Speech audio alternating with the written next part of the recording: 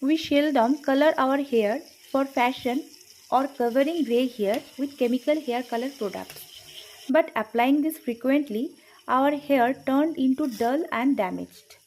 That is why it is better to choose a natural way so that we can get a natural rich colored hair with conditioning effect. And I think this remedy will fulfill your criteria. Then let's see what's going on.